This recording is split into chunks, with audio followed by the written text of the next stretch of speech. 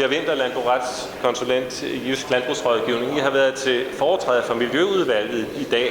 Hvad var jeres faglige hovedbudskab til dem? Vi vil meget gerne fortælle udvalget, at der er fortsat rigtig mange vandløb i den første generation af vandplaner, som er fejlklassificeret.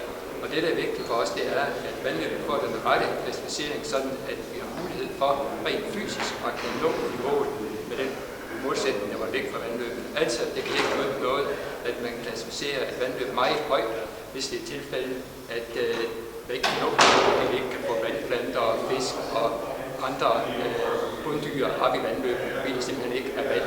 Det er helt afgørende for os, at vandløbet derfor klassificerer helt korrekt. Og Bjarne Larsen, du er formand for Jysk Landbrug. Hvordan synes du, de modtog de budskaber, I havde med til dem, politikerne? Jamen, jeg synes, at de lyder pænt, og jeg kan jo kun krydse fingre for, at de så også forstår budskabet lidt. Og det kan tiden vise jo.